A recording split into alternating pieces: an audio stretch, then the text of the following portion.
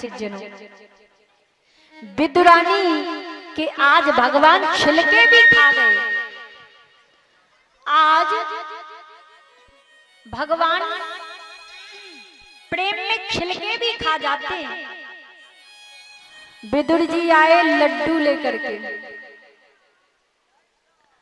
लड्डू लेकर के आए और आवाज लगा रहे हैं, विदुरानी कन्हैया आते होंगे, दरवाजे पे आ जाओ। विदुरानी बोली, आते होंगे कि अंदर बैठे? आ गए? बोले हाँ आ गए। आपने कुछ खिलाया पिलाया? हाँ मैंने केले खिलाए। जब अंदर जाकर के देखा तो भगवान के सामने छिलके रखे और छिलके खा रहे प्रेम से। देवी पहली बार कन्हैया मेरी कुटिया में आए और तुमने ये सब क्या कर दिया? बोले क्या हुआ?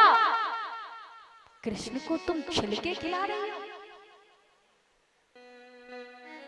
बोली छिलके? अरे मैं तब से आपको छिलके खिला रही थी, माफ करना कन्हैया। कन्हैया बोले, अरे हम छिलके खा रहे क्या? विदुर रोने लग गए, तुमने कन्हैया को छिलके खिला दी? मैं बाजार गया था, खोबे के लड्डू लाया हूं, आधा लड्डू खाओ ना गोपाल। आधा लड्डू तोड़ के भगवान के मुंह में खिलाया, भगवान ने खाया। भगवान कहते हैं, एक बात कहूं, जितना स्वाद उन केले के छिलकों में था इतना स्वाद इस लड्डू में नहीं। कहने का तात्पर्य मेरा, भगवान कहना चाहते हैं जितना भाव विदुरानी के अंदर था उतना भाव से ये लड्डू बनाने वाला नहीं। क्योंकि भगवान आपके 56 प्रकार के भोजन नहीं मांगते। क्या कि भाव का भूखा हूं मैं, भाव ही बस सार, स्नेह से खिलाइए। भले ही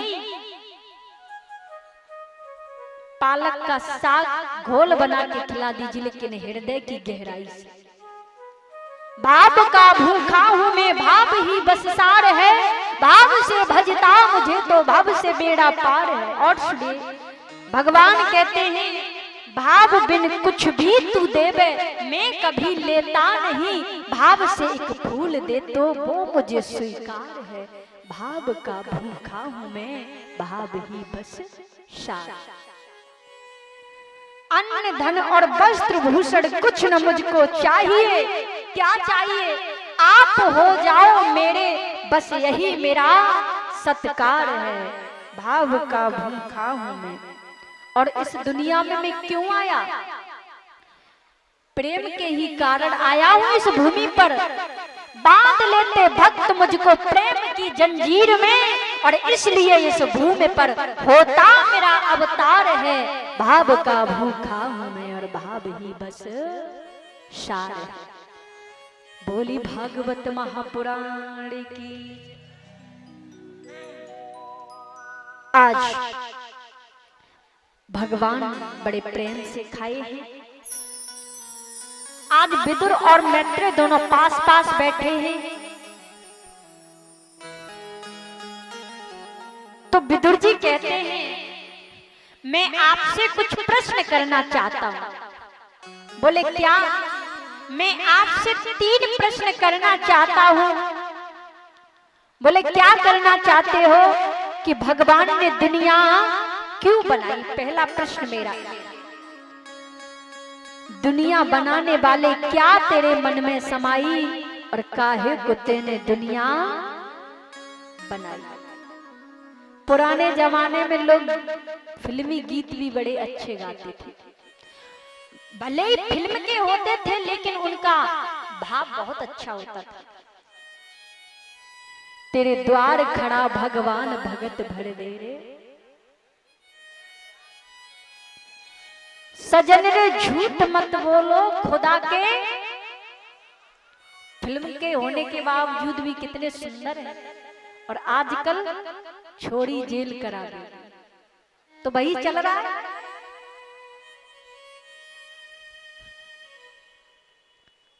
तो कथा के रसिक जनों आगे प्रश्न करते हैं, भगवान ने इतनी सुंदर दुनिया बना कैसे दी? और दुनिया के विषय में चर्चा करते हैं। श्री सुखदेव जी कहते हैं, आगे का प्रसंग सुनिए। कश्यप ऋषि की 13 पत्नियां हैं, उनमें दिति और अदिति ये बड़ी हैं। दिति के दैत्य हुए, अदिति के आदित्य हुए। अब मैं आपको बताऊं,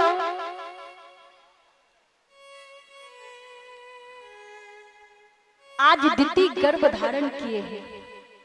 कश्यप जी से कहती है मुझे भी संतान होनी चाहिए। कश्यप ने कहा देवी ये बेला अच्छी नहीं है, इस समय जो संतान जन्म लेगी वो उद्दंड होगी।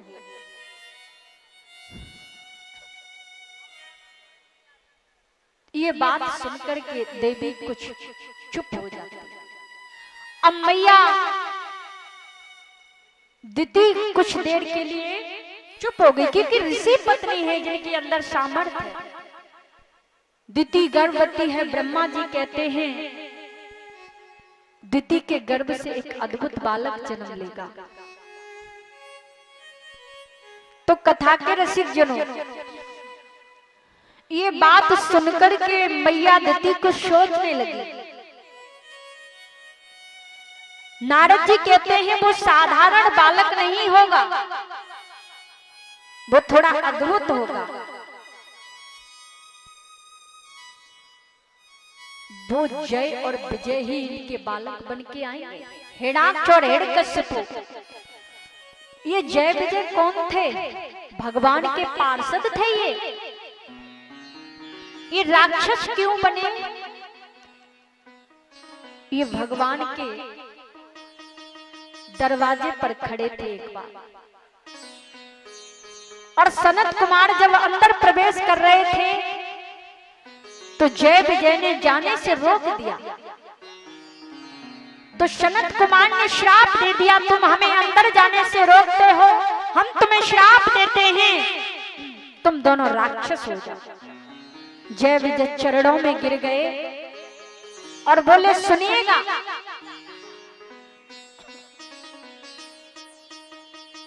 हम तो अपना कर्तव्य निभा रहे थे, आपने हमें श्राप दे दिया। सनत कुमार ने कहा सुनिएगा, ऐसी बात है अगर तुम राक्षस तो बनोगे अब, और भक्त बन के आओगे तो 7 जन्मों तक भगवान से दूर रहना पड़ेगा, और राक्षस बन के आओगे तो 3 जन्म बाद तुम्हें भगवान मिल जाएंगे। जय विजय बोले राक्षसी बन जाते हैं, जल्दी मारे जाएंगे, भगवान के हाथ तो मारे ही जाएंगे, और हम भगवान से दूर नहीं रह सकते। तो ये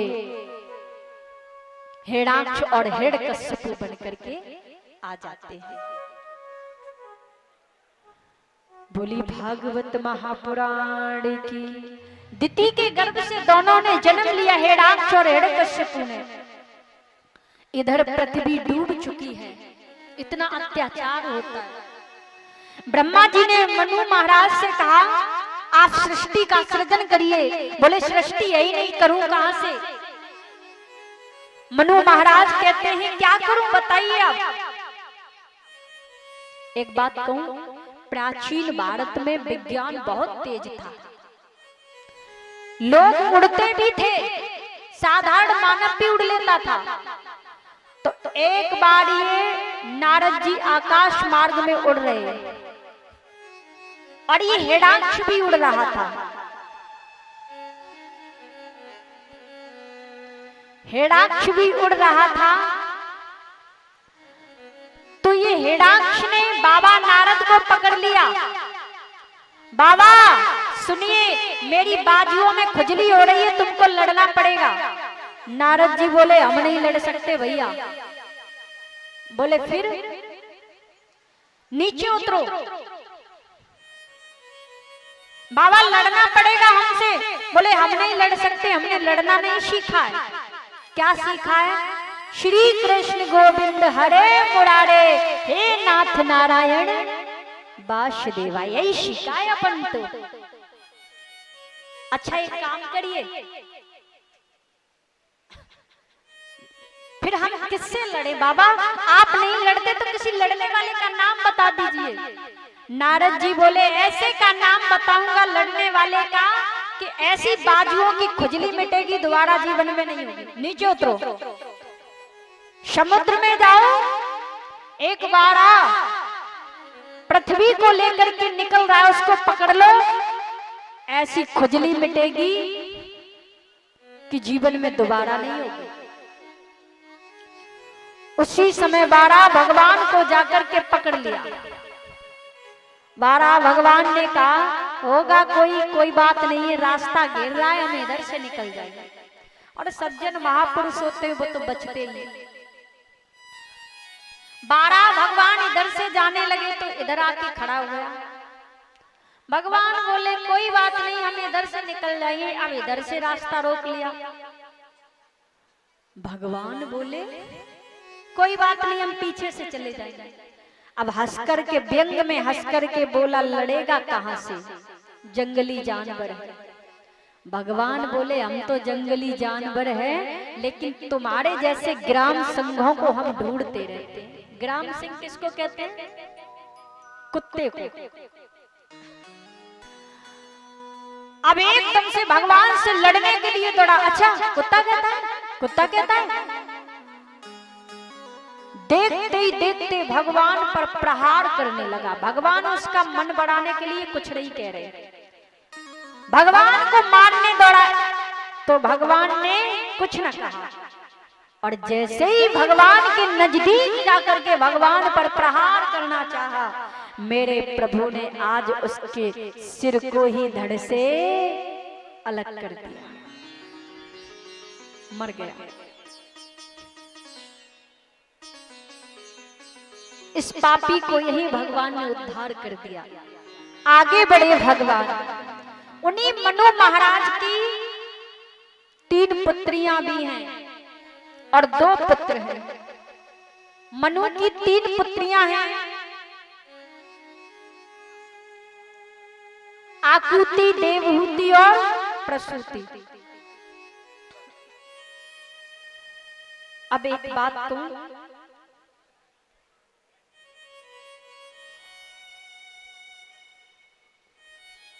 मनु महाराज बहुत प्रसन्न है। तो देखिए आज मनु महाराज देवहूति के लिए सुंदर वर ढूंढने जाते हैं। करदम ऋषि के आश्रम पर पहुंचे। करदम ऋषि से कहा बेटा शादी कर लो। करदम ने कहा मैं विवाह नहीं करूंगा। क्यों? अरे अगर शादी कर लूंगा तो भक्ति नहीं कर पाऊंगा।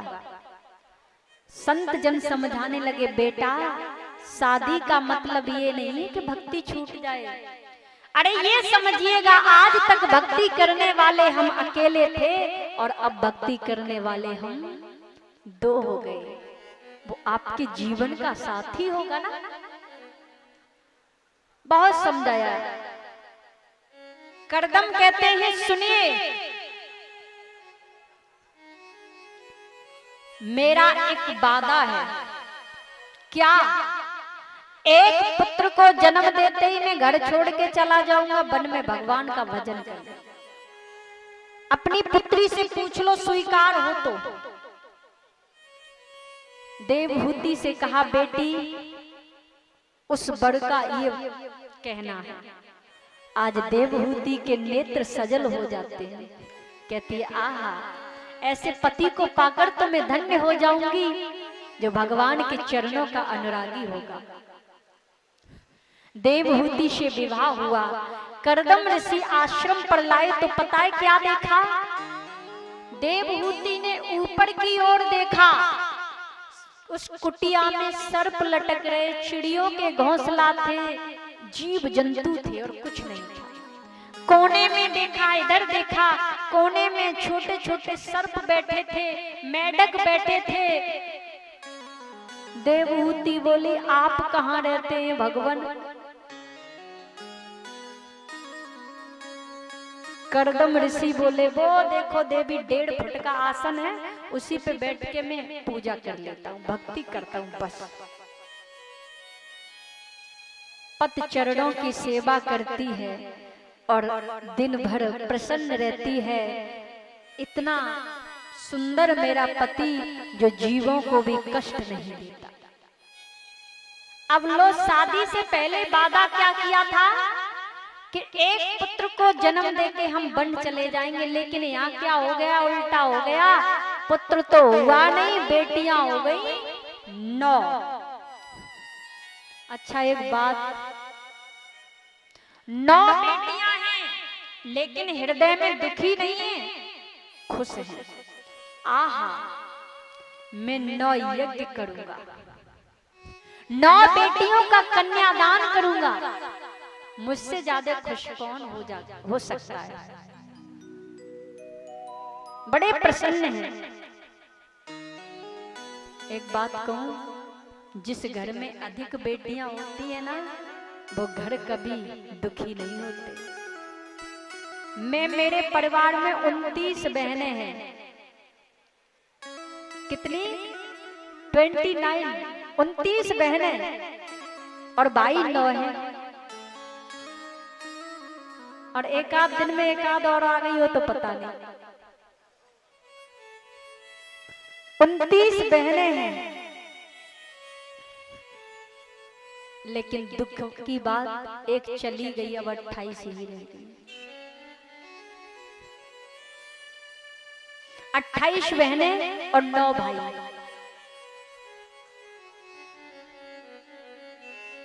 लेकिन प्रत्येक परिवार, प्रत्येक पिता उन बेटियों का एक से एक अच्छा है। किसी के पिताजी डॉक्टर हैं, तो किसी के टीचर हैं, तो किसी के फौजी हैं, कुछ न कुछ। ये बेटियों का ही तो है सब कुछ। अब बड़े प्रसन्न हैं, 9 बेटी हैं। एक बात कहूं, जिस घर में बेटा हो, बेशक चूल्हा ठंडा रह सकता है, और जिस घर में बेटी हो तो भूखा मेहमान नहीं जा सकता है, भूखा मेहमान नहीं जा सकता। एक आदमी गया एक अपने मित्र के यहाँ। अब मित्र कैसा था? मित्र की ना माँ थी, ना बहन थी, ना बेटी थी, ना भाई, कोई भी नहीं, अकेला था। यानी कि बेटी नाम की उस घर में कोई चीज नहीं थी, स्त्री थी नहीं। मित्र के घर मित्र आया, जय श्री कृष्णा भैया, आ गए? बोले आ गए, बैठिए। न चाय दी, न पानी दिया, न कुछ दिया। शाम को बोला, भैया क्या भोजन करोगे? मित्र बोला, सुबह से भूखा चला हूं, भोजन तो करूंगा। इसलिए पूछ रहा था, घर में कोई माता बनाने वाली नहीं है, कोई बहन भोजन बनाने वाली मेरे घर में नहीं है। अच्छा एक काम करिए, ये बताइए तुम कितनी रोटी खा लोगे? बोला, मैं 4 रोटियां तब भी खा लूंगा, सुबह से भूखा हूं। अरे इसलिए पूछा, कोई बनाने वाला नहीं? थोड़ी देर में बोला, मुझे नहीं लगता तुम मेरे हाथ की 4 रोटियां खा पाओगे। कोई बात नहीं भैया, 3 बना ले। देखो मैं मोटी मोटी बड़ी बड़ी बनाता हूँ, तुम मेरे हाथ की 3 रोटियां नहीं पचा पाओगे। थोड़ी देर में बोला, भैया 2 बना ले, 2 तो हम खा ही लेंगे। 2 भी नहीं पचा पाओगे। अरे भले आदमी तू एक ही बना ले, एक कितनी भी मोटी होगी पचा जाएगा। बोले, भले आदमी एक रोटी के लिए चूल्हा जलवाएगा। अब लो, बेटी घर में होती तो पूछती क्या कितनी रोटी खाओ? मित्र बेचारा भूखा ही चला गया। बेटा घर में हो बेशक चूल्हा ठंडा रह सकता है, बेटी घर में हो तो भूखा मेहमान नहीं जा सकता। लेकिन कहीं कहीं आज क्या है, कहते हैं ना, कुछ घराने ऐसे भी मिलते हैं मुझे कि बेटियों को ध्यान ही नहीं देते माता पिता, लेकिन फिर भी बेटी किसी से कम नहीं है। पढ़ाते हो बेटियों, पढ़ाते हो बेटों को, लेकिन बढ़ जाती हैं बेटियां। आगे बढ़ाते हो बेटाओं को, लेकिन बढ़ जाती हैं बेटियां। एवरेस्ट की ऊंचाई पर चढ़ाते हो बेटों को, लेकिन चढ़ जाती हैं बेटियां, चढ़ जाती हैं बेटियां। खाद पानी लगाते हो बेटों में, लेकिन लहलहाती हैं बेटियां। आगे बढ़ाते हो बेटों को, लेकिन बढ़ जाती हैं। उस झांसी वाली को याद करो ना, वो भी तो एक बेटी थी। बेटी क्या नहीं कर सकती।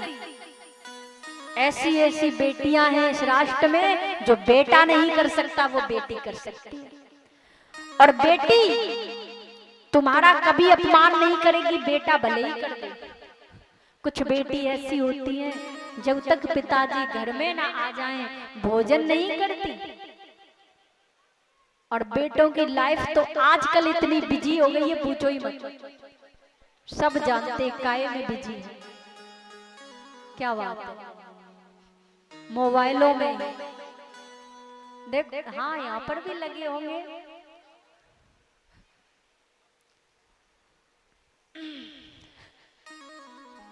ये मोबाइल, ये तो दुनिया में किसी को समय नहीं देने देता। ये भी भूल गए माता कहाँ है, पिताजी कहाँ है, कुछ नहीं पता। मोबाइल है तो सब कुछ है। एक 10 वर्ष के बच्चे से पूछा जाए, बेटा बता मम्मी चाहिए कि मोबाइल? क्या चाहिए? मोबाइल चाहिए ना। देखो मोबाइल। बोली भागवत महापुराण की। तो जिस घर में बेटी होती है वहां हमेशा खुशहाली रहती है। 9 बेटियां हैं, आहा 10वें संतान के रूप में आज एक पुत्र आया। कपिल भगवान साक्षात आए हैं। बोली कपिल भगवान की। कपिल भगवान पुत्र बनकर के आए हैं। एक बात कहूं, माता पिता के अंदर अगर संस्कार अच्छे होते हैं तो संतान भी संस्कारवान ही आती है। और एक और बात, अधिकतर संतान पर असर किसका होता है? माँ का। माँ अगर हरि शरणम का जाप करती है ना, तो भगवान के समान ही बेटा उत्पन्न होता है। माँ अगर भक्ति करती है ना, दिखावा भक्ति नहीं, हृदय से भक्ति। ये नहीं कि दिखावा, दुनिया भर की पूजा करने से कुछ नहीं होगा। कैसे? हृदय की गहराई से पूजा करने से सब कुछ होगा।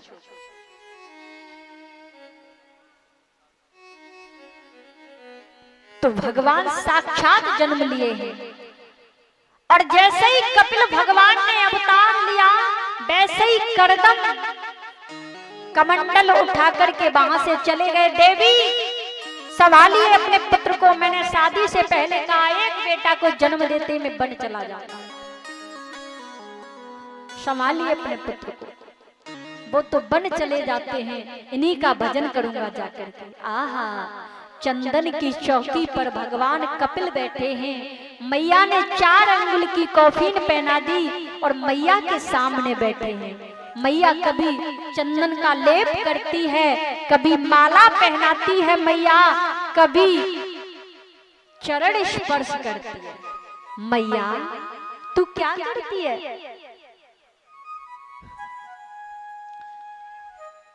मैया तू क्या करती है? तो मैया कहती है बेटा मैं वह करती हूँ जो मुझे बहुत पहले करना चाहिए था। वह करती है। कपिल भगवान सामने बैठे हैं। माँ कहती है बेटा मैं तुमसे कुछ प्रश्न पूछना चाहती हूँ। पूछिए मैया। 10 सुनिए, 5 कर्म इंद्रियां हैं और 5 ज्ञान इंद्रियां।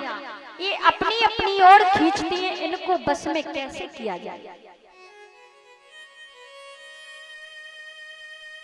मान लीजिए किसी आदमी की 2 पत्नी है।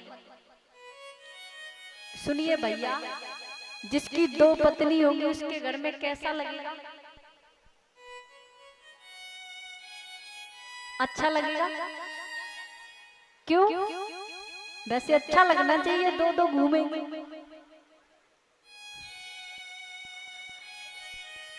तो मानो एक सेठ जी की दो पत्नी थी। सुनिए, एग्जाम्पल के तौर पे एक सेठ जी की दो पत्नी थी। अब सेठ जी घर में आते तो शाम को रोज लड़ाई, मेरे लिए ये नहीं आया, मेरे लिए वो नहीं आया, लड़ जाती थी बुरी तरह से। एक दिन क्या हुआ था कि उन्हीं सेठ जी, कोई भगत जी के घर में एक चोर घुस गया चोरी करने। अब जैसे दोनों पत्नियां अपनी अपनी ओर खींच रही थी भगत जी को, सो चोर चोरी करना तो भूल गया, खिलखिल खिलखिल करके हंस गया। अब लड़ाई तो हो गई बंद। अब भगत जी बोले चोर चोर चोर, सो चोर चोर करके चोर को पकड़ लिया। उस चोर को कोतवाल के सामने ले गए। सुनिए साहब, ये चोर है, रात्रि के 12 बजे मेरे घर में चोरी करने घुस गया। चोर से कोतवाल ने कहा, क्यों चोरी करते हो सज्जनों के घर में रात्रि के 12 बजे? ऐसा दंड दूंगा कि जीवन भर नहीं भूलोगे। चोर बोला, बाबूजी कोई सा दंड देना, लेकिन ये भगत जी को दंड मिला है ना दो पत्नियों वाला, उससे बचाए रखना, कोई सा दंड देना। तो माता कहती है ज्ञान इंद्रियां 5, कर्म इंद्रियां 5 अपनी अपनी ओर खींचती है, इनको कैसे बस में किया जाए? माता, इनको बस में करना तो सिर्फ एक ही रास्ता है, सिर्फ भक्ति। भक्ति करोगी तभी इनको बस में कर सकते हैं। देखना इंद्रियों के न घोड़े भगे, हरदम इनमें संयम के कोड़े लगे। दूसरा प्रश्न, बेटा ये जीव दुनिया में आता है उस दिन से हमेशा एक ही बात कहता। अच्छा एक बात बताओ, आपने किसी को यह कहते सुना है कि मैं बहुत खुश हूं, मुझसे ज्यादा सुखी कोई नहीं है? चाहे करोड़ों का टर्नओवर करता हो लेकिन नहीं कहता है। किसी के पास बहुत पैसा है तो शरीर से स्वस्थ नहीं है। अब एक सेठ जी हैं, लाखों का टर्नओवर मंथली करते हैं, लेकिन डॉक्टर ने कह दिया है ज्यादा घी लगा करके रोटी खाओगे तो बीपी हाई हो जाएगा। सूखा फुल्का दाल के पानी से खाते हैं, लाखों का टर्नओवर करते, क्या सुखी है? कतई सुखी नहीं। तो बेटा इस दुनिया में जब से जीव आता है तब से यही कहता है मैं दुखी हूं। इसका मतलब ये गर्भ में सुखी रहता होगा? ना ना ना ना भैया, गर्भ में तो ये बिल्कुल सुखी नहीं रहता है। गर्भवास समम दुखम भूतो न भविष्यति मैया, ये हमेशा गर्भ में उल्टा लटकता है और हाथ जोड़ करके यही कहता है प्रभु मुझे बाहर निकालो। दुनिया में आकर इतना भजन करूंगा, इतना भजन करूंगा, बहुत भक्ति करूंगा। भगवान कहते वो तो पता है तू कितना भजन करेगा, गर्भ का ज्ञान तू गर्भ में ही छोड़ जाएगा। लेकिन दुनिया में आता है तो माँ के गर्भ में इसका निर्माण होता है, तब तक ये रोता ही रहता है। माँ अगर मिर्च खाती है तो इसको लगती है। 3 महीने में जब ये 7 दिन का होता है ना माँ के गर्भ में, तो पानी के झाग के समान होता है। और जब ये 3 महीने का होता है तब इसके सिर का निर्माण होता है। और जब ये 7 महीने का होता है तो एकदम बनकर के तैयार हो जाता है। लेकिन अच्छी तरह इसके अंग काम नहीं करते। और जब ये 9 महीने का होता है माँ के गर्भ में एकदम कंप्लीट हो जाता है। तो ये 9 महीने तक उल्टा लटकता है और चिल्लाता ही रहता है हे प्रभु बई भक्ति जरूर हो जाती है। मुझे राधे राधे कहने दे, ओ पापी मन रुक जा जरा, रुक जा जरा रे मन रुक जा जरा।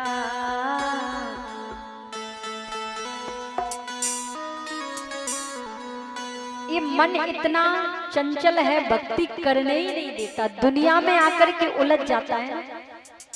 मुझे राधे कृष्णा कहने दे, ओ पापी मन रुक जा जरा, राधे राधे कहने दे, ओ पापी मन रुक जा जरा, राधे राधे कहने दे, ओ पापी मन रुक जा जरा।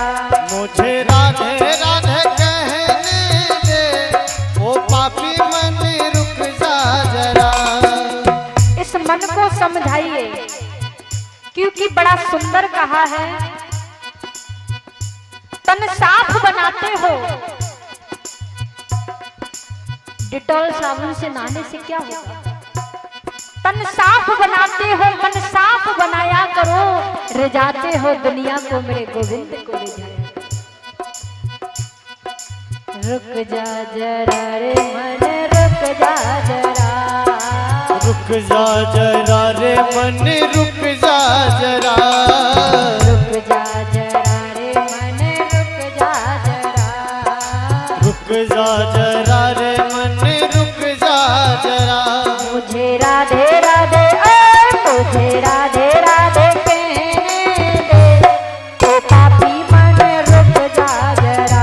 मुझे राधे राधे कहने दे, ओ पापी मन रुक जा। राधा रमण भगवान की।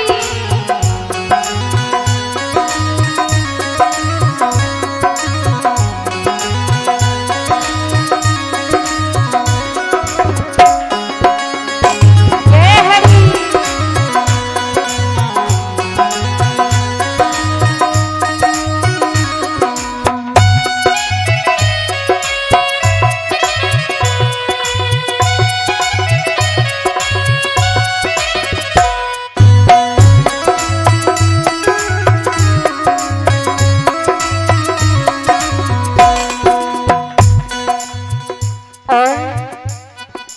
गर्भ में तुमसे जो वादा किया था, गर्भ में तुमसे जो वादा किया था। गर्भ में जब उल्टे लटक रहे तो प्रभु से वादा कर रहे थे, बाहर निकालो ना प्रभु। गर्भ में प्रभु से जो वादा किया है, गर्भ में प्रभु से जो वादा किया है, अब तक न वो तुमने पूरा किया है, अब तक न वो तुमने पूरा किया है, अब तक न वो तुमने पूरा किया है, अब तक न वो तुमने पूरा किया है। मुझे वादा निभाने दो, मुझे वादा निभाने दो, ओ पापी मन रुक जा जरा। मुझे वादा निभाने दो, ओ पापी मन रुक जा जरा।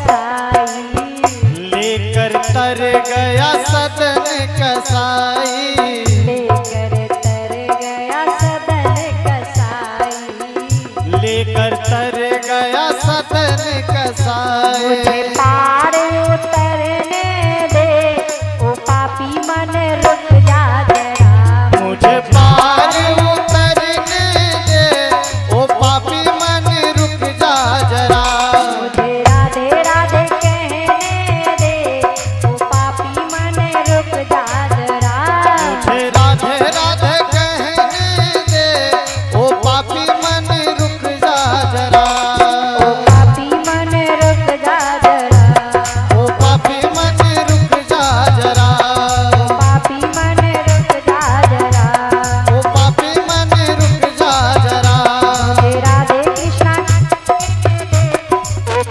मन रुक जा जरा, मुझे राधे कृष्ण कहने दे ओ पापी मन रुक जा जरा, मोहे राधे राधे कहने दे ओ पापी मन रुक जा जरा, मुझे राधे राधे कहने दे ओ पापी मन रुक जा जरा।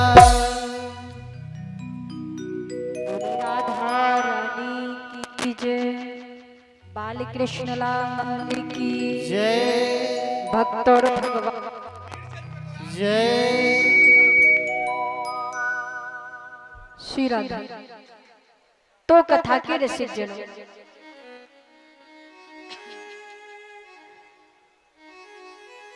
कपिल भगवान कहते हैं मैया मन को बस में कर लेना ही सबसे बड़ी भक्ति है।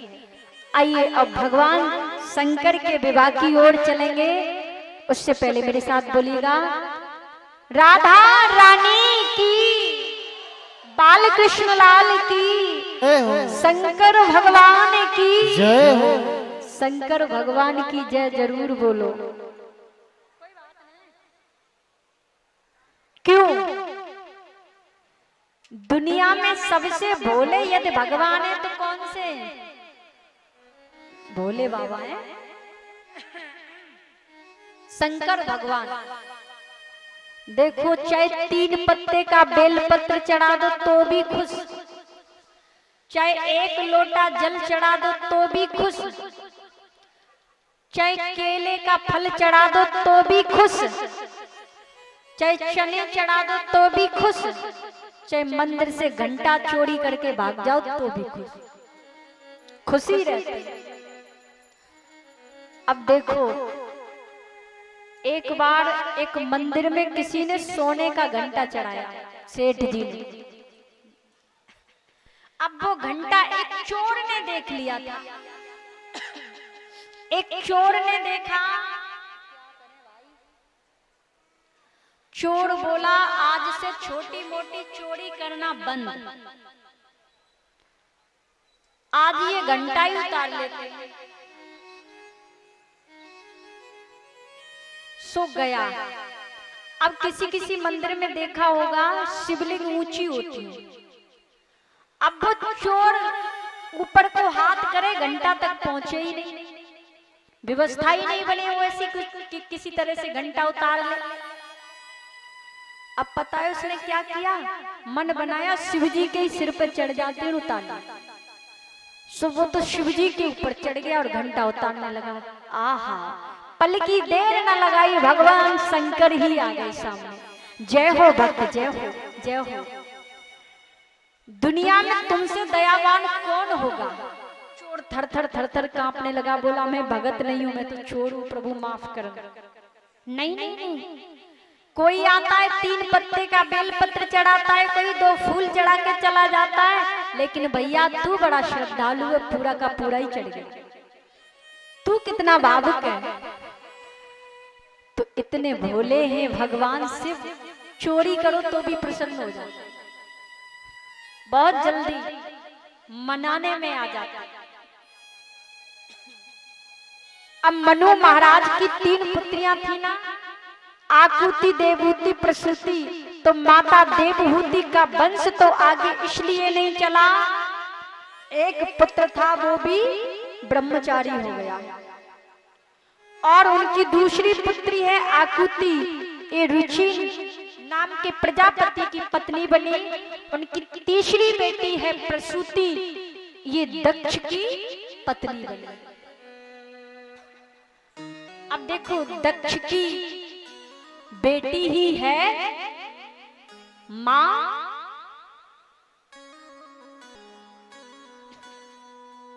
भगवान शंकर को जो ब्याई गई पत्नी है, दक्ष की बेटी ही है सती, सती माता। आज भगवान शंकर के पास में बैठी है। आपने रामचरितमानस में एक कथा में सुना होगा कि सती माता ने एक बार राम जी की परीक्षा ले ली थी। एक बार भगवान श्री राम जब मैया सीता को खोज रहे थे, वन वृक्षों से पूछ रहे थे, हे वन वृक्षों बोलो बोलो तुमने सीता को देखा क्या? हे कुटी कुटी तू ही बतला, तूने सीता को देखा क्या? तो मैया ने पूछा ये कौन है दो? सती मैया ने। भगवान शंकर बोले देवी ये साक्षात भगवान है। मैया बोली मुझे नहीं लगता ये भगवान है। क्यों? क्योंकि इनको अपनी पत्नी का ही पता नहीं तो कैसे भगवान है? देवी सब कुछ जान करके भी ये अनजान बनते हैं। भगवान है। इन्हीं राम जी का तो मैं भजन करता हूं, इन्हीं का हमेशा मैं भजन करता हूं।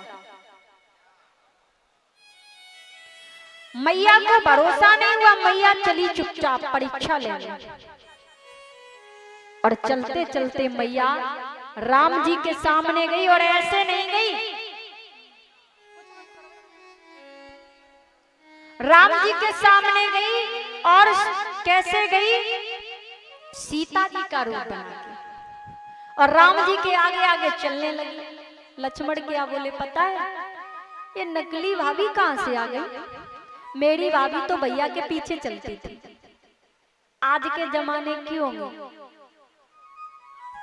अब आज तो उल्टा है, भाभी आगे चलती है भैया पीछे चलते। लेकिन नहीं,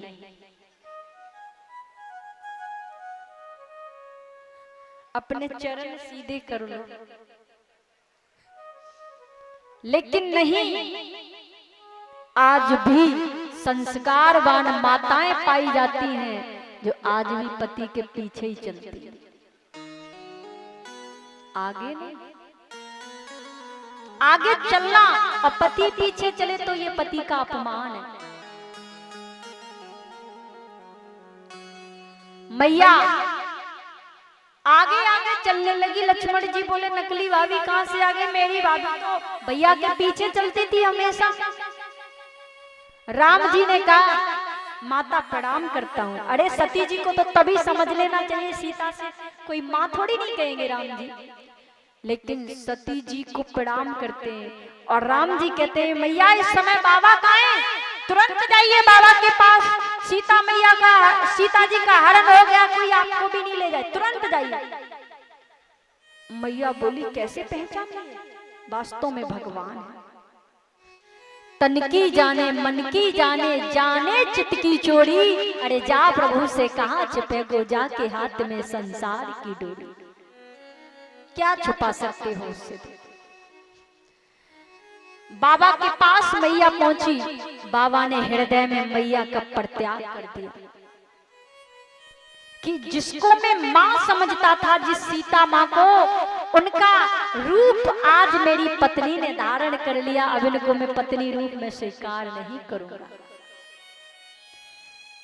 आज सामने बिठाया मैया को, बगल में नहीं बिठाया, आज मैया को सामने बिठाया और कहा देवी परीक्षा ले ली आपने? मैया बोली मैंने तो कोई परीक्षा नहीं ली। मैया झूठ बोल गई। कोई बात नहीं, आज एक सभा में भगवान शंकर बैठे और दक्ष प्रजापति का आना हुआ।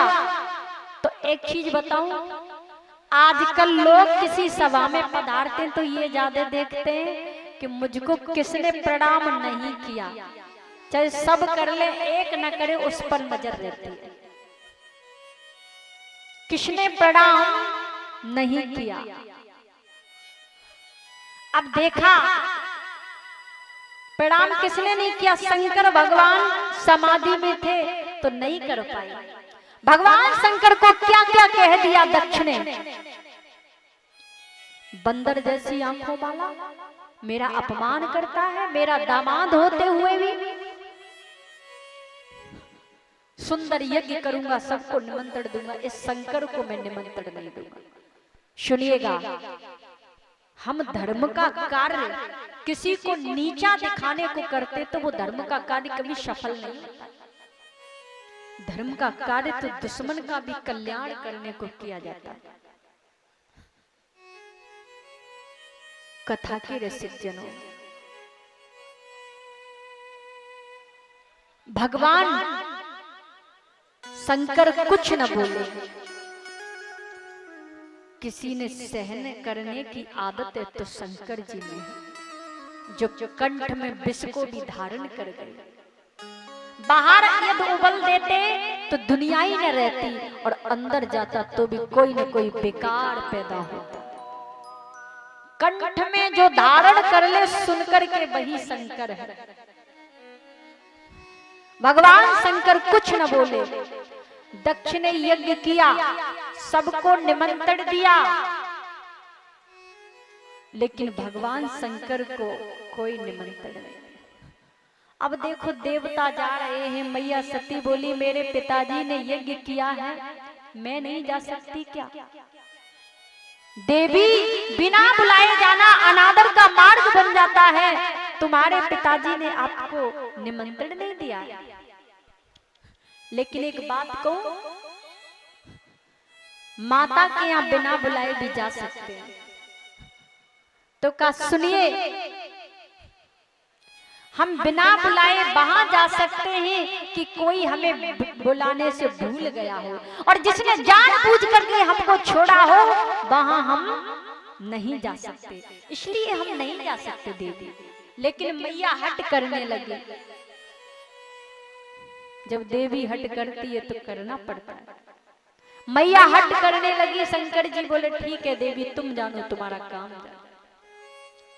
अब देवता भी अजीब कैलाश पर्वत के ऊपर से जा रहे विमान ले लेकर, थोड़ा तिरछे होकर के भी जा सकते थे। मैया बोली ठीक है मैं जाती हूँ। भगवान शंकर को तो सब पता था होना क्या है। नंदी को इशारा कर दिया जाइए और जो भी हो हमें जल्दी सूचना दीजिए। मैया वहां पहुंची, सबका सम्मान, लेकिन भगवान शिव का कोई आसन नहीं। और जिस धर्म के आयोजन में बड़े बड़े यज्ञ होते हैं, वहां शंकर जी का स्थान न हो तो वो सफल ही नहीं। क्योंकि देखा होगा रुद्र कलश की पूजा होती, भगवान शिव का स्थान, लेकिन वहां शिव का स्थान नहीं था। पति का अपमान सहन न हुआ तो एकदम से मैया अग्नि शरीर में ही प्रचंड कर लेती, जल करके 1 मिनट में राख हो जाती। दौड़ करके नंदी ने बताया भगवान शिव को तेजी से क्रोध आया। क्रोध के आवेश में आके सिर से जटा उखाड़ी, पत्थर में दे पटकी, वीरभद्र नाम का प्रकट हुआ। जाइए तुरंत उस दक्ष के यज्ञ को विध्वंस कर दीजिएगा। गए भृगु जी की दाढ़ी वाड़ी नोच ली और उस यज्ञ को ही विध्वंस कर दिया। दक्ष के सिर को ही धड़ से अलग। भगवान शिव के अपमान का परिणाम हुआ।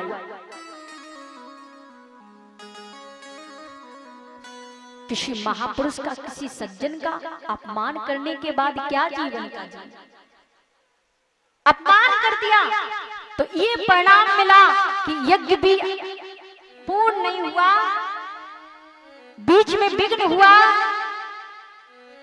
और दुनिया से भी जाना पड़ा, अकाल मृत्यु हुई। ये है दूसरों की अपमान का फल। अब वही मैया सती राजा हिमाचल के यहाँ पार्वती बनकर क्या था, बोली पार्वती मैया की जय। बड़ी सुंदर है, बड़ी सुशील है, बहुत सुंदर लगती है मैया। एक बार वहीं पर नारद जी चले और नारद जी ने देखा मैना मैया की गोद में पार्वती मैया, तो बाबा ने बहुत कुछ बताया। आपकी बिटिया के ये गुण हैं, ये गुण हैं, और अंत में कह दिया थोड़ी संशय है। बोले क्या? इसको जो पति मिलेगा ना वो शमशान में रहने वाला जटाधारी बाबा होगा। मैया बोली ऐसा नहीं हो सकता, अरे कोई साधारण नहीं होगा, भगवान से भी ही होंगे। और ये ओम नमः शिवाय का जाप करे तो कुछ कल्याण होगा। मैया जाप करती है ओम नमः शिवाय, ओम नमः शिवाय, ओम नमः शिवाय, ओम नमः शिवाय, ओम नमः शिवाय, जाप करती है मैया। तो नारद जी कहते हैं ये जाप करेगी तो कुछ होनहार मिट जाएगा, लेकिन बड़ शंकर को ही पाएगी। पति तो शंकर जी है। बोली शंकर भगवान की जय। एक बार मेरी माताएं भी प्रेम से बोलेंगी। देखो जय बोलने से क्या होता है, हृदय के सारे पाप निकल जाते हैं, और वो निकल के कहां जाते हैं पता है? जो नहीं बोलता है उसी के सिर पे बैठ जाता है। तो ऊपर बैठाने हो तो मत बोलो। आइए थोड़ा संकीर्तन करते हैं, उसके बाद फिर बाबा की बारात में शामिल हो जाए। अभी आएंगे ना भगवान शंकर, दर्शन करेंगे सब। हो मेरा दिल तो दीवाना हो गया, मुरली वाले तेरा।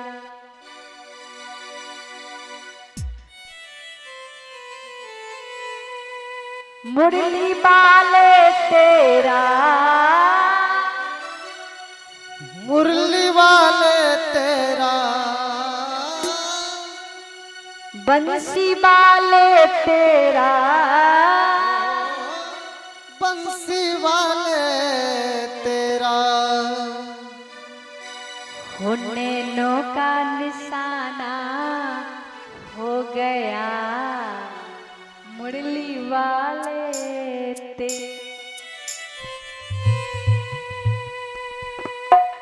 हो मेरा दिल तो दीवाना हो गया, मुरली वाले तेरा।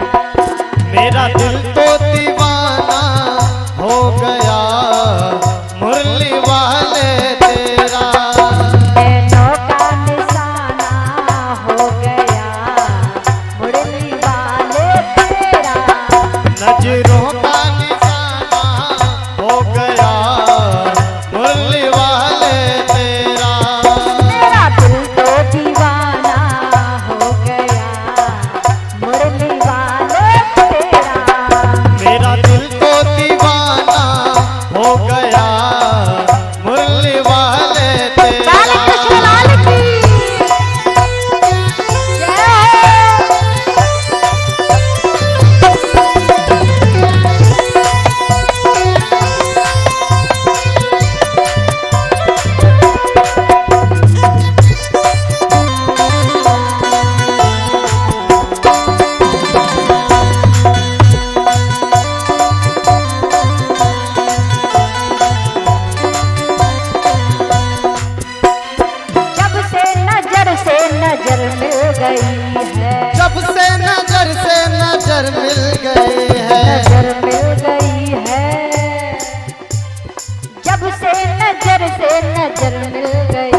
है। जब से नजर मिल गए हैं, मेरे उजड़े चमन की कली खिल गई, मेरे उजड़े चमन की कली खिल गई है, कली खिल गई है, कली खिल गई है, उजड़े चमन की कली खिल गई है, उजड़े चमन की कली खिल गए हैं। क्या नजरे मिलाना हो गया मुरली वाले तेरा, क्या नजरे मिलाना हो गया मुरली वाले तेरा रे तेरा रे मेरा दिल तो दीवाना हो गया मुरली वाले तेरा।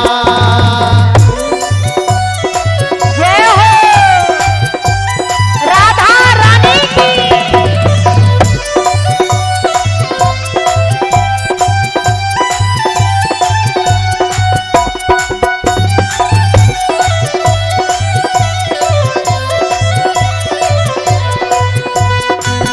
हरि बोल।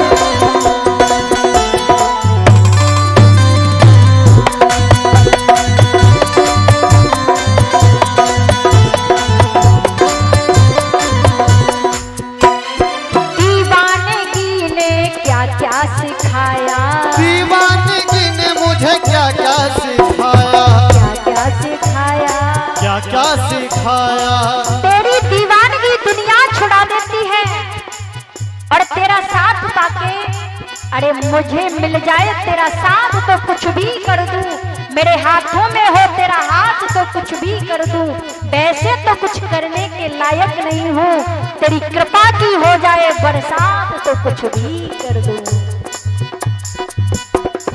दीवानगी ने क्या क्या सिखाया, दीवानगी ने क्या क्या सिखाया, दुनिया छोड़ा के मुझे तुमसे मिलाया, दुनिया छोड़ के मुझे तुमसे मिलाया, तुमसे मिलाया, तुमसे मिलाया, दुनिया छोड़ा के मुझे तुमसे मिलाया, दुनिया छोड़ के मुझे तुमसे मिलाया, दुनिया छोड़ा के हमें तुमसे मिलाया, दुनिया छोड़ के हमें तुमसे मिलाया, तुमसे मिलाया, तुमसे मिलाया। दीवाना जमाना हो गया मुरली वाले तेरा, दीवाना जमाना हो गया मुरली वाले तेरा रे तेरा, तेरा रे मेरा दिल तो दीवाना हो गया मुरली वाले तेरा। बाल कृष्ण लाल की। उठाओ बड़ा हाथ।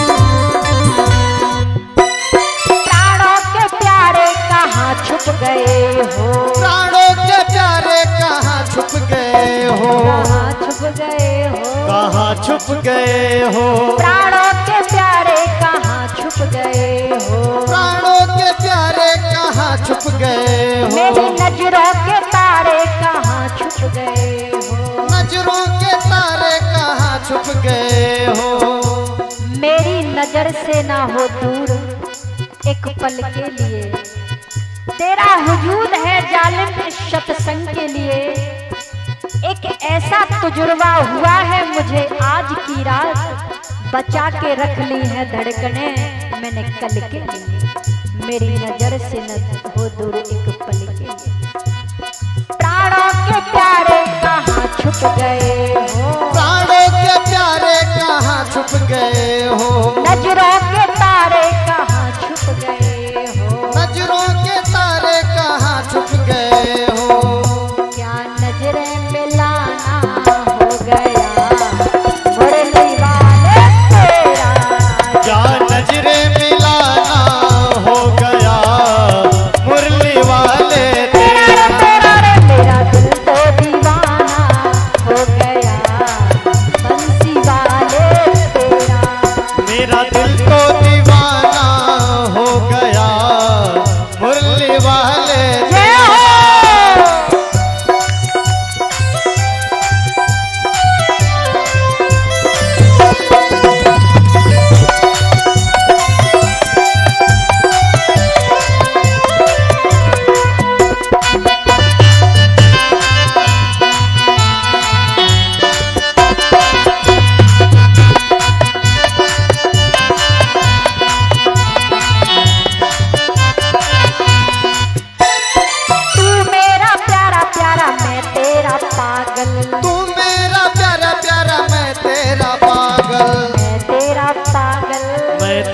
तेरा पागल। हे बिहारी जी, सुबह होती है शाम होती है, जिंदगी भी तमाम होती है, लेकिन जिंदगी खुश नसीब उसकी होती है जो मेरे गोविंद के नाम होती है। तू मेरा प्यारा प्यारा मैं तेरा पागल, तू मेरा प्यारा प्यारा मैं तेरा पागल, मैं तेरा पागल, मैं तेरा पागल। तिरछी नजर से किया दिल को घायल, तिरछी नजर से किया दिल को घायल, किया दिल को घायल, किया दिल को घायल। तिरछी नजर से किया दिल को घायल, तिरछी नजर से किया दिल को घायल। दीवाना दीवाना दीवाना जमाना हो गया, मुरली वाले तेरा, दीवाना जमाना हो गया, मुरली वाले तेरा। मेरा दिल तो दीवाना हो गया, मुरली वाले तेरा, मेरा दिल तो दीवाना हो गया, मुरली वाले तेरा तेरा। मेरा दिल तो दीवाना हो गया, मुरली वाले तेरा। मेरा दिल तो दीवाना हो गया, मुरली वाले तेरा। मेरा दिल तो दीवाना हो गया, मुरली वाले तेरा। मेरा दिल तो दीवाना हो गया, बंसी वाले तेरा। मेरा दिल तो दीवाना हो गया, मुरली वाले तेरा। बोली बाल कृष्ण लाल की जय राधा रानी की जय। जय जय श्री राधे, जय जय श्री राधे, जय जय श्री राधे श्याम। तो कथा के रसिक जनों, मैया धीरे धीरे बड़ी होने लगी। अब मैया जब धीरे धीरे बड़ी हो गई, शादी योग्य हुई। आज भगवान शंकर से देवता कहते हैं प्रभु हमारी कुछ इच्छा है। बोले क्या? अब एक काम करते हैं अपन लोग, चलिए बाबा की शादी में देर काहे की, जल्दी करते हैं। अब शादी योग्य हो गई मैया, तो भगवान शंकर से देवता कहते हैं प्रभु हम आपसे कुछ कहना चाहते। बोले कहिए। विष्णु जी कहते हैं इन आंखों से हम अरे बोलिए ना, इन आंखों से हम आपका विवाह देखना चाहते हैं। चलिए आप कहते हैं तो हो जाएगा। अब लगन पत्रिका लेकर के देवता आए हैं। थोड़ा संक्षिप्त चलेंगे। लगन पत्रिका लेके आए हैं। लगन पत्रिका पूर्ण हुई। अब बाबा के विवाह की तैयारी होने लगी। नादिया ने कहा बाबा निमंत्रण भी जाना है। बोले हाँ जाना है। बोले कहाँ कहाँ? शुक्र शनिचर जितने भी देवता हैं, सूर्य चंद्रमा इंद्र वरुण सबके यहाँ जाना है। तो सबसे पहले शुक्र शनिचर के दरवाजे पर पहुंचे। बोले शुक्र भैया। बोले हाँ। और जैसे निकल के आए, नादिया बोला ऐसे ऐसे बढ़ाती, एक की नाक आकाश की ओर जा रही है, एक के सूप जैसे कान, ऐसे ऐसे लोग आएंगे तो बाबा की तो शादी भी नहीं हो गया। बोले सुनिए भोलेनाथ का विवाह है, थोड़ा वेशभूषा को सही करके आइएगा। ठीक है, वेशभूषा को थोड़ा सही करके आइए। सबको निमंत्रण देके आए, आ गए। अब देखो शादी वाला दिन आ गया बाबा का। सब सज रहे हैं, इंद्र भी सज रहा है।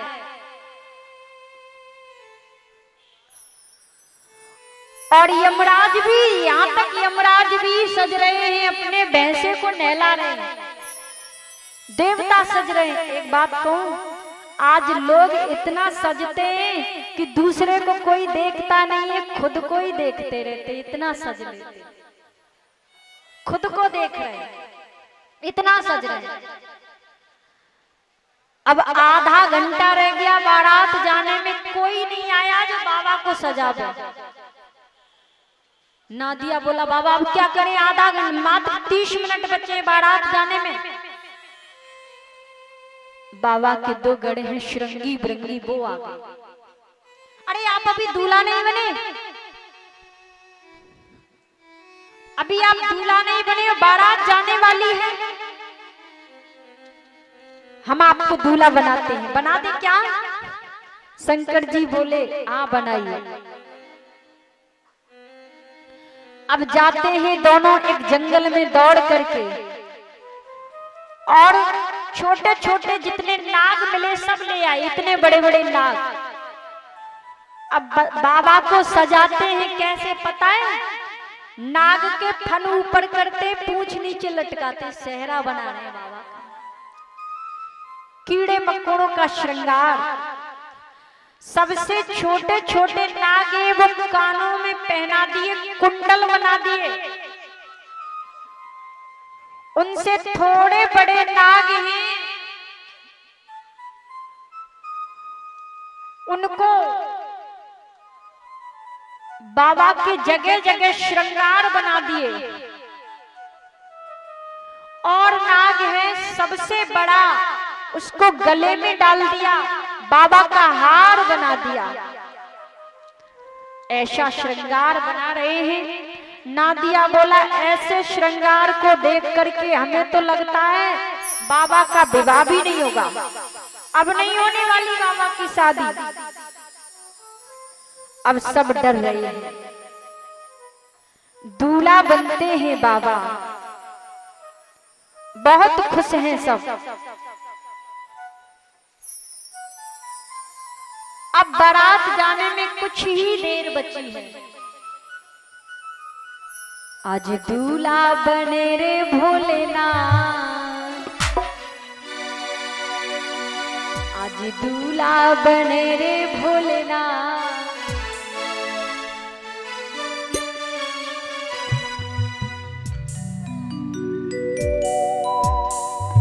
आज दूल्हा बने हैं भोलेनाथ, तो जोड़ी का जवाब नहीं,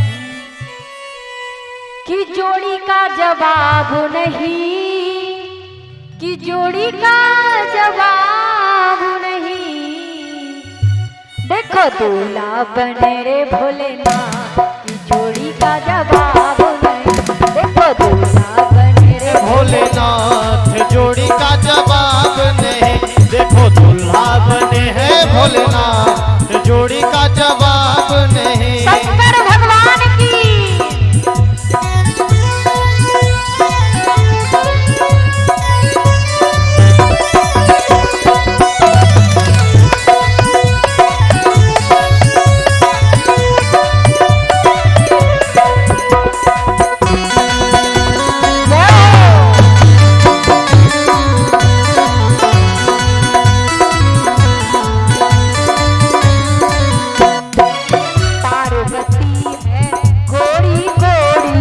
पार्वती है गोरी गोरी, गोरी गोरी मैया गोरी गोरी, गोरी गोरी मैया गोरी गोरी। और सावरे हैं भोलेनाथ, देखो सावरे हैं भोलेनाथ, की जोड़ी का जवाब नहीं। सावरे हैं भोलेनाथ, जोड़ी का जवाब नहीं।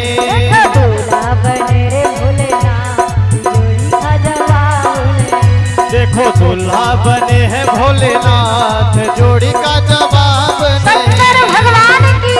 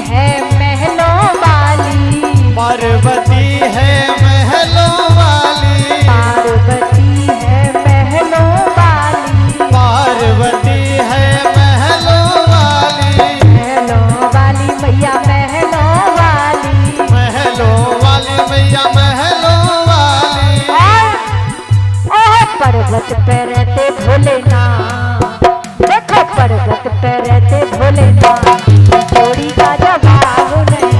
देखो पर्वत पे बैठे भोलेनाथ, जोड़ी का जवाब नहीं। शंकर भगवान की जय हो।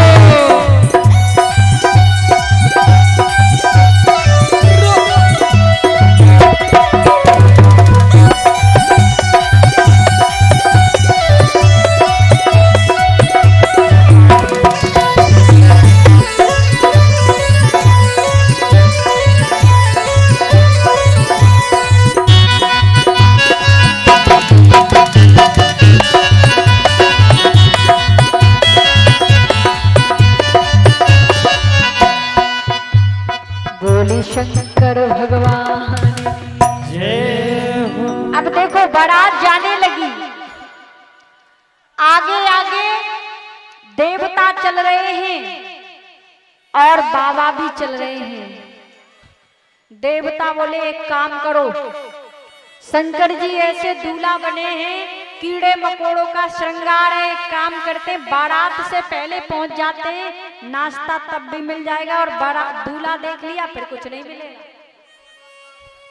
अरे हाँ, नादिया बोला रुकिए रुकिए, अभी बाबा का श्रृंगार अधूरा है। एक नाग और लाया, बोले कपड़े भी तो पहने। सो बागांबर लपेट दिया जिस पर बाबा बैठे थे कमर से। अब बाबा का बागांबर इतना छोटा है, कमर में फुल से नहीं आ रहा, तो एक नाग लाए, उस नाग को कमर से बांध दिया और उस नाग से कह दिया सुनिए हिल मत जाना, अगर तुम हिल गए तो सब काम खराब। अब उस बागांबर को लपेट दिया, ऊपर से नाग बांध दिया, सब नाच रहे बारात में। कमर से बंधा हुआ नाग ने सोचा मैं काहे को रह जाऊं, अब खोल के अंटे वो भी नाचने लगा। सो बाबा का बागांबर ही नीचे। अब उस नाग को सब डांटे, फिर से बांध दिया, हिल मत जाना, हिल गए तो समझ लेना। बारात आगे चली, देवता बोले हम आगे आगे चलते हैं। देवता आगे आगे, ब्रह्मा विष्णु शंकर को देखा। हिमाचल नगर के लोग बोले आहा, जब बाराती इतने सुंदर हैं तो दूल्हा कितना सुंदर होगा। ब्रह्मा जी मुस्कुरा करके बोले ये तो बाद में पता लगेगा। अब बाबा अकेले ही रह गए पीछे। नादिया बोला बाबा बारात पूरी आ गई, हम अकेले क्या दौड़ लगाएं? बोले बिल्कुल नहीं। बाबा ने एक मंत्र जो पढ़ के मारा, जितने भूत भूतनी थे अमेरिका तक के भूत आ गए, हू हा करने लगे। देवता बोले आवाज कहां से आती है? आहा, आकाश मार्ग में देखा तो भूत प्रेत बाबा की बारात, कोई नहीं बचा, सब। देवता बोले जल्दी खाना है सो खा लो, अभी बारात देख ली ना यहाँ के लोगों ने, फिर कुछ नहीं मिलने वाला। एक बोला अनार का जूस नहीं पिएंगे, गले में लगता। अरे भले आदमी, अनार का पानी का जो भी मिल जाए पी जाओ। एक आदमी जूस दे रहा था बारात को, और जैसे ही उसकी नजर आकाश मार्ग में गई और जैसे ही सब कुछ देखा, अब गिलास में जूस कुड़ता ही जा रहा है, नीचे चलने लगा। सामने वाला बोला क्या करता है भैया? बोले तुम क्या करते हो, ऊपर देखो एक बार। और जैसे ही ऊपर देखा, आहा, घबरा गया।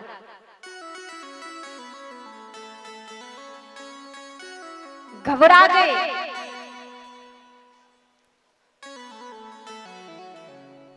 घबरा गए, क्या बोले क्या आकाश मार्ग, ऐसी बारात, सब अपने अपने घर में घुस जाते हैं। अब बारात सामने आई, लोग बोले ऐसा दूल्हा तो कभी नहीं देखा, कीड़े मकोड़े का श्रृंगार, ऐसा दूल्हा तो भैया आज तक नहीं देखे हम। अब मैया पार्वती को ये बात बताई मैना मैया ने, बिटिया शादी मत करो, बूढ़ा बाबा आया है। मेरी बेटी ऐसे जैसे चंदा की ललाम है, जब बूढ़े बरना को हमारे का काम है। मैया बोली नहीं मैया, विवाह करूंगी तो भोलेनाथ से। अब मैया आरती का थाल लेकर के आई और जैसे एक मोटे वाले नाग ने फुसकार लगाई, मैया तो थाली वाली लेके पीछे लौट गई। बड़ा अद्भुत नजारा भगवान के विवाह में। मैया आरती करती है भगवान शंकर की। अब विधि विधान से भगवान का विवाह होने लगा। चलिए हम सब भगवान का सबसे पहले कन्यादान करेंगे, सभी समिति वाले, सभी भैया माता बहन सब।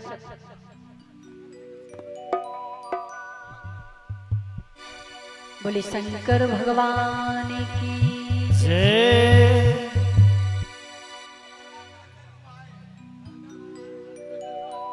गोदी में छुपा लो माँ मुझको,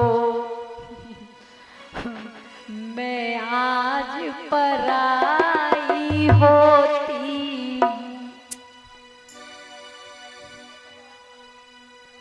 मैं आज पराई होती हूँ, मैं आज पराई होती।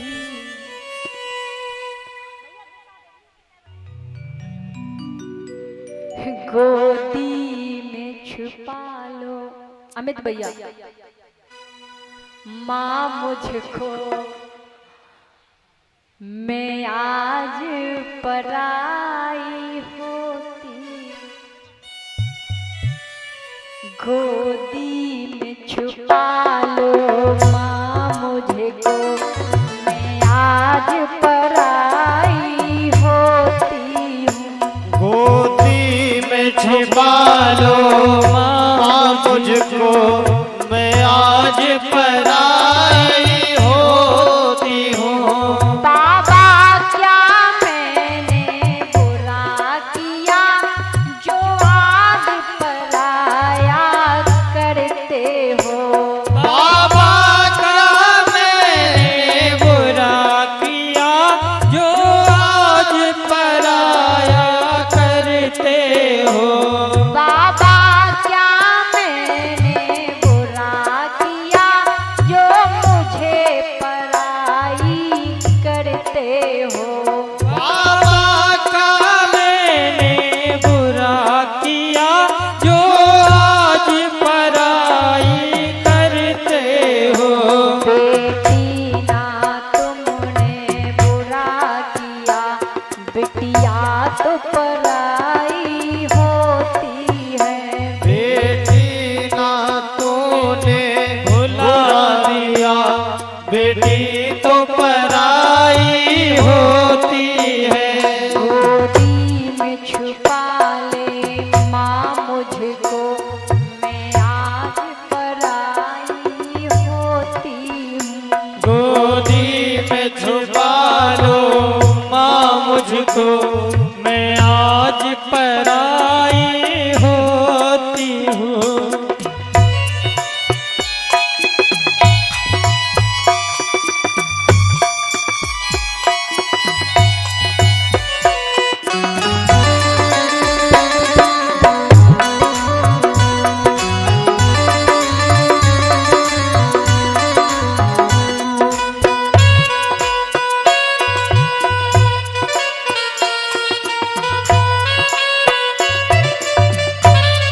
बोल शंकर भगवान की। जय।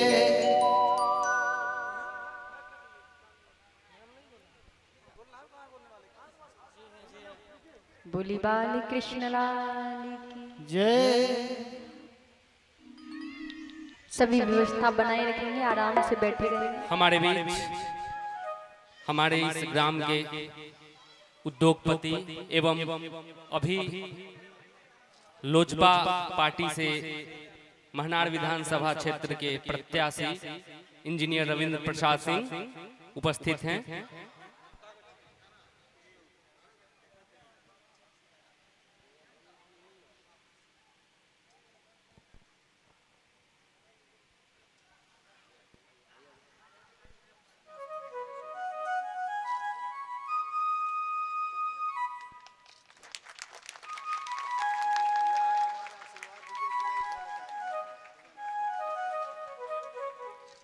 माता के दरबार में उपस्थित हुए हैं। ईश्वर इनकी सारी मनोकामनाएं पूरी करे और महनार विधानसभा क्षेत्र से भारी मतों से विजयी हुए।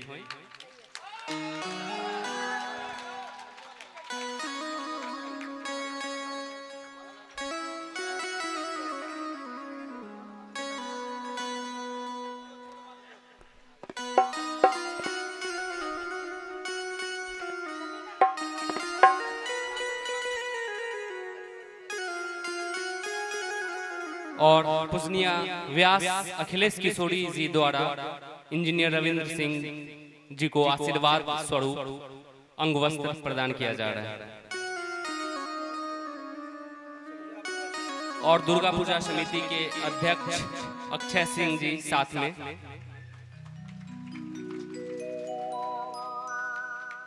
और मंच पे उपस्थित हैं अमित सिंह जी, अविनाश कुमार सिंह जी,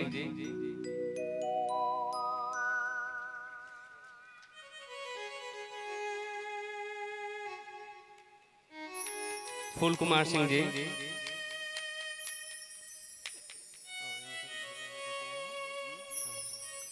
रितेश कुमार सिंह जी,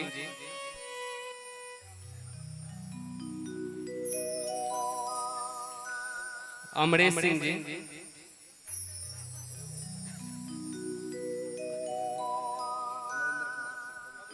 अमरेंद्र कुमार सिंह जी उर्फ कवि जी,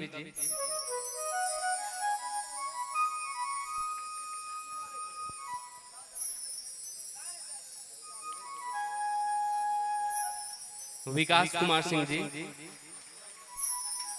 माता रानी इन सभी के सभी मनोकामनाएं पूरी करे।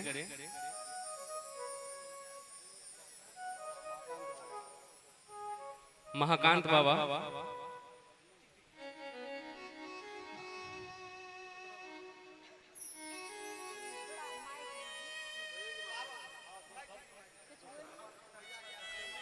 और इंजीनियर रविंद्र सिंह जी से हम आग्रह करते हैं कि 2 शब्द से इस हम लोग को संबोधित करें और मार्गदर्शन करें।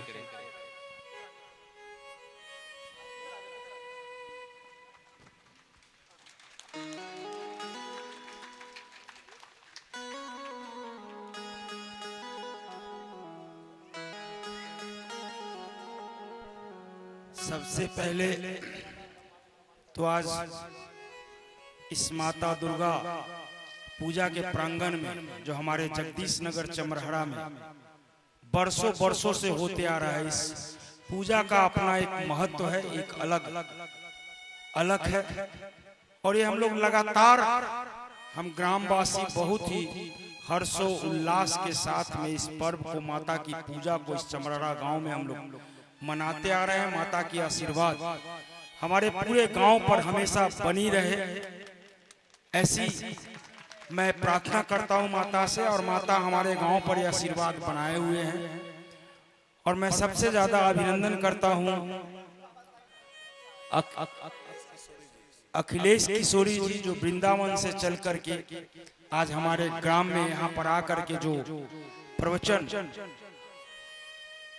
और जो मार्गदर्शन और जो ये कथा हमें सुना रही हैं, वो अपने आप में एक विलक्षण चीज है। इसको समझने और चिंतन करने की चीज। अगर हम इस कथा को ढंग से सुने और इस पर मनन और चिंतन करें, और इस पर ज्यादा नहीं मैं कहता हूं 25% भी अगर हम चलने का प्रयत्न करेंगे तो शायद हमारे जीवन में कोई कष्ट हमें नहीं रहेगा। क्योंकि भगवान प्रभु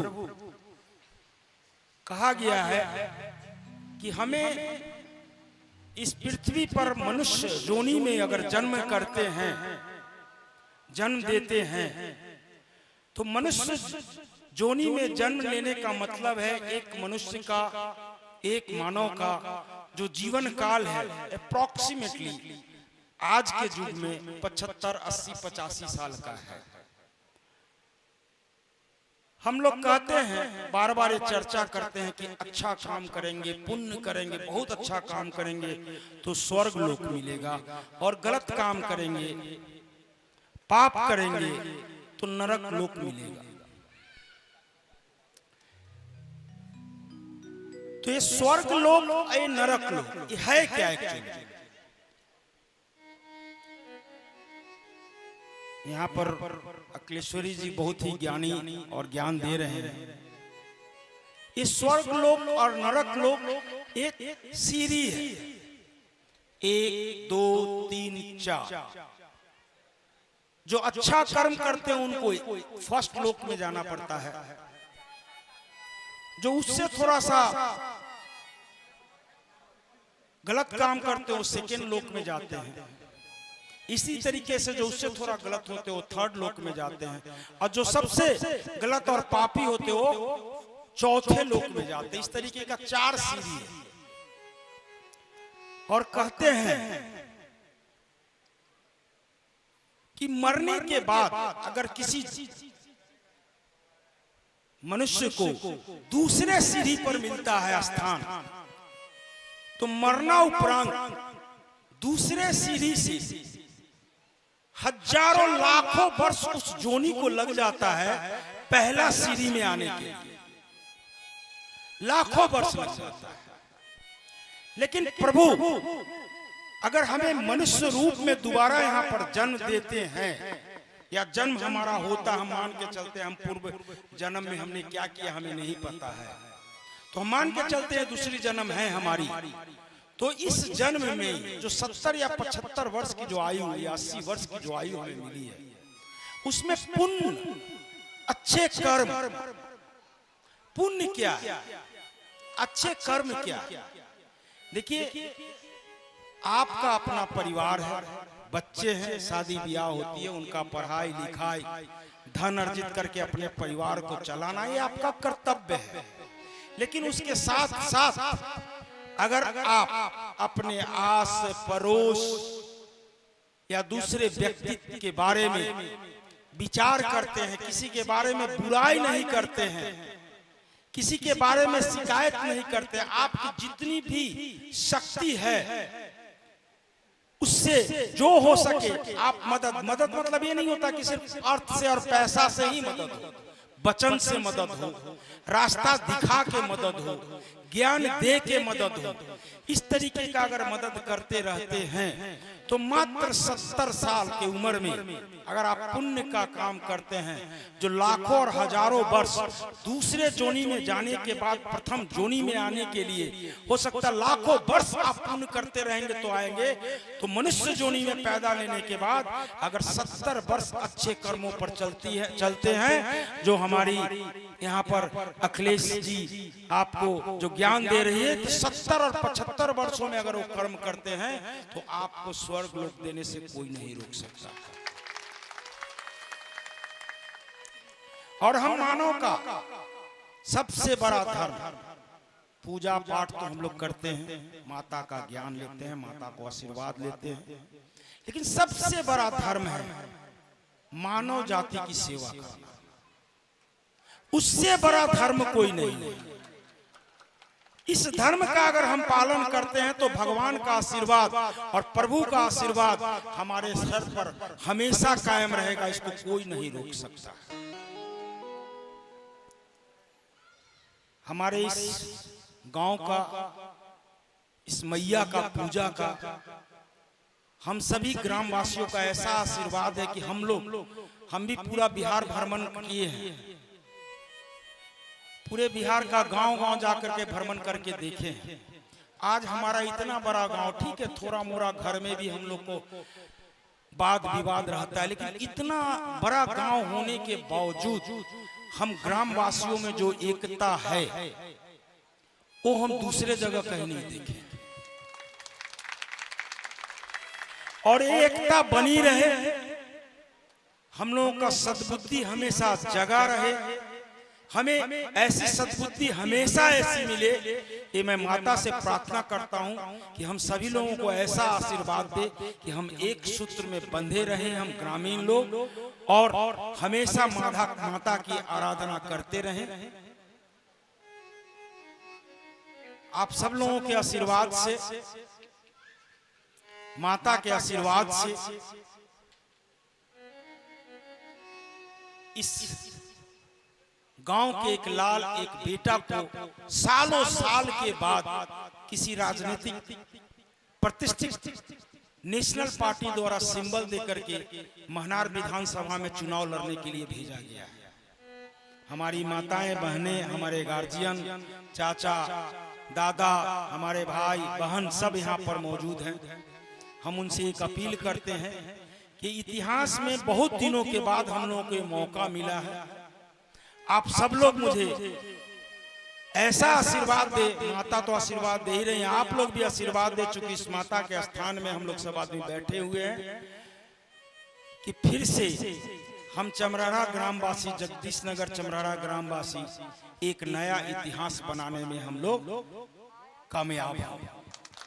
हमें आप सभी का आशीर्वाद का, स्नेह का, प्यार का आज के डेट में बहुत बहुत बहुत आवश्यकता है।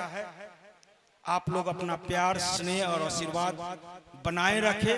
मैं भी आपका बेटा, आपका लाल इस ग्राम के लिए हमेशा तत्पर रहूंगा। हमेशा इस ग्राम का अच्छा और विकास कैसे हो, इसके लिए मैं हमेशा अपने कर्म पथ पर चलता रहूंगा। बहुत बहुत धन्यवाद आप लोगों का।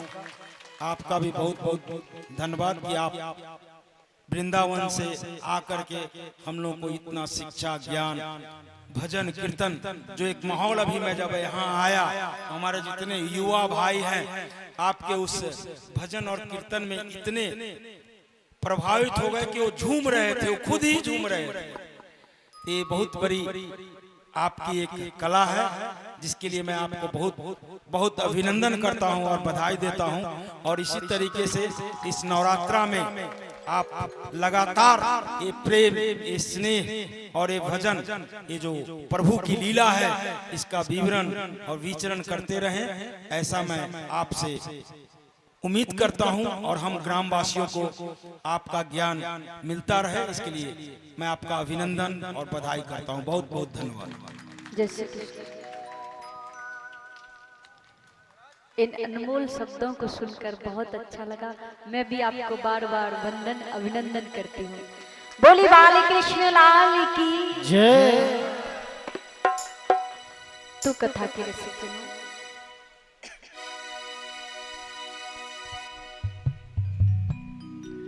मैया का इस तरह से विधि विधान से कन्यादान हुआ, विवाह विधि पूर्ण हुई, और भगवान शंकर के विवाह से हम लोगों का जब विवाह होता है तो कुछ प्रचलन ही चले आ रहे हैं। बोली शंकर भगवान की जय। तो आइए छोटा सा संकीर्तन करते हुए आरती की ओर प्रस्थान करते हैं।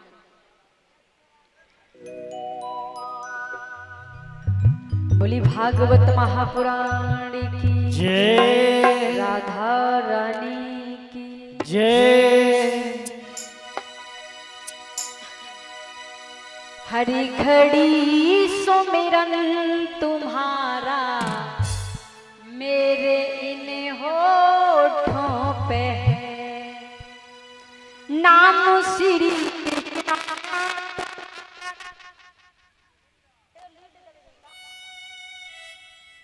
हेलो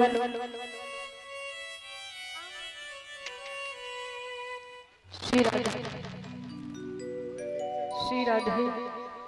हरि घड़ी सुमिरन तुम्हारा मेरे इन होठों पे है, नाम श्री राधे तुम्हारा मेरे इन होठों पे है। उठाओ दोनों हाथ मेरे साथ एक बार। हरि घड़ी सुमिरन तुम्हारा मेरे इन होठों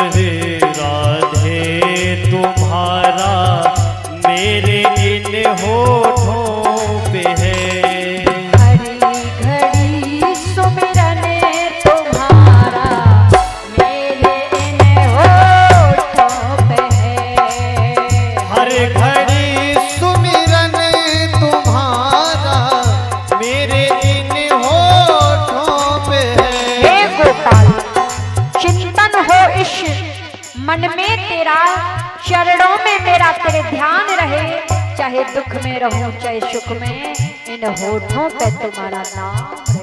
बाल कृष्ण लाल की जय।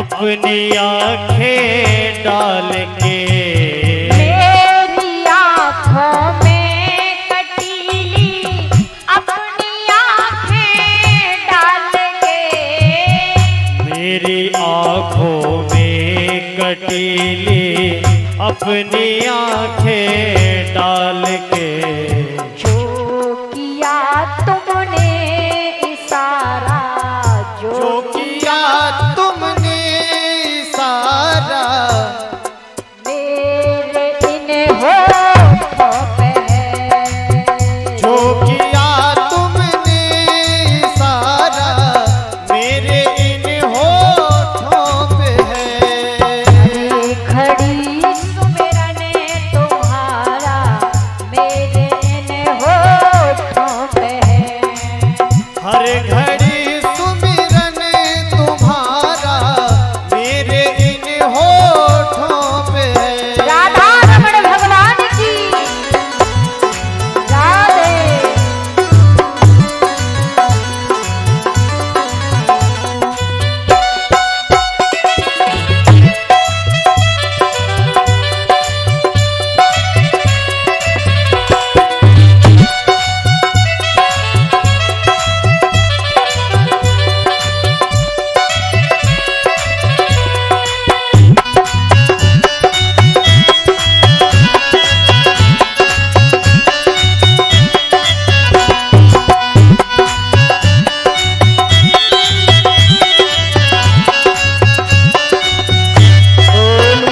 कृष्ण लाल की जय, राधा रमण भगवान की जय। तो सभी भक्त आरती के लिए यथास्थान पर खड़े हो जाएंगे।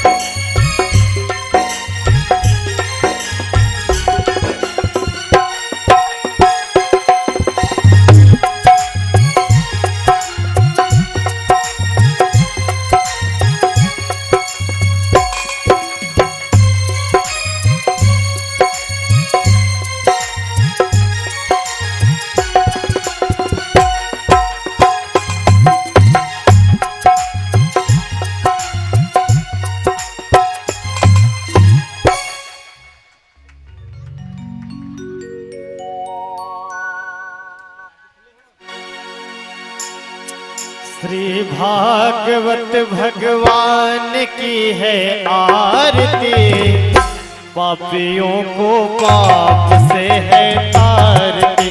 श्री भागवत भगवान की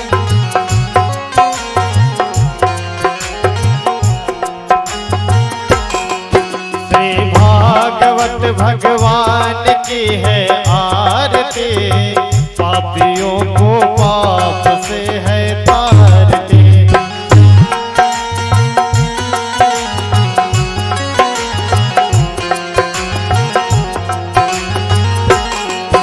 ये अमर ग्रंथ, ये मुक्ति पंथ, ये पंचम वेद निराला, नव ज्योति जगाने वाला। ये अमर ग्रंथ, ये मुक्ति पंथ, ये पंचम वेद निराला, नव ज्योति जगाने वाला। ये अमर ग्रंथ, ये मुक्ति पंथ, ये पंचम वेद निराला, नव ज्योति जगाने वाला। श्री राम यही हर ध्यान यही, श्री राम यही घनश्याम यही, हरि नाम यही हर ध्यान यही। हर नाम यही हर ध्यान यही। जग के मंगल की आरती, पापियों को पाप से है तारती। श्री भागवत भगवान की है आरती, पापियों को पाप से है तारती।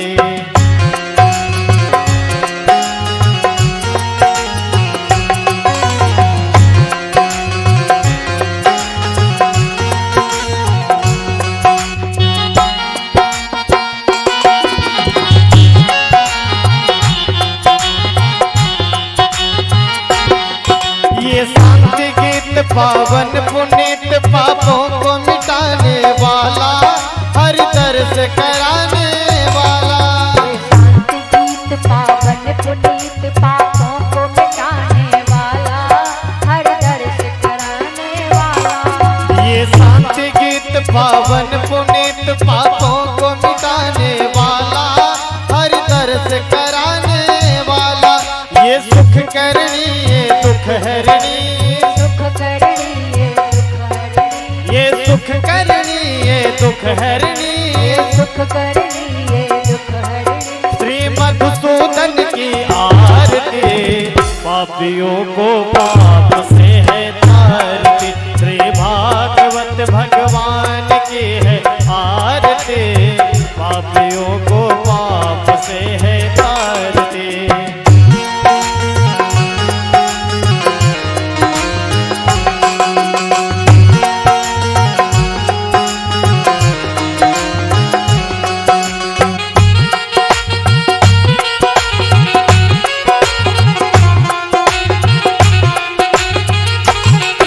ये मधुर बोल जग पंथ खोल, सन्मार्ग दिखाने वाला, बिगड़ी को बनाने वाला।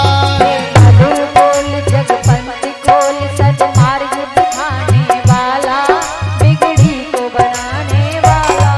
ये मधुर बोल जग पंथ खोल, सन्मार्ग दिखाने वाला, बिगड़ी को बनाने वाला। श्री राम यही घनश्याम यही, श्री राम यही घनश्याम यही, श्री राम यही घनश्याम यही। श्री राम यही घनश्याम यही। प्रभु की महिमा की आरती, पापियों को पाप से है तारती। श्री भागवत भगवान की है आरती, पापियों को पाप से है तारती। श्री भागवत भगवान की है आरती, पापियों को पाप से है तारती। कर्पूर गौरम करुणावतारम, संसार सारम भुजगेन्द्रहारम, सदा वसन्तं हृदयारविन्दे, भवं भवानी सहितं नमामि। त्वमेव माता च पिता त्वमेव, त्वमेव बन्धुः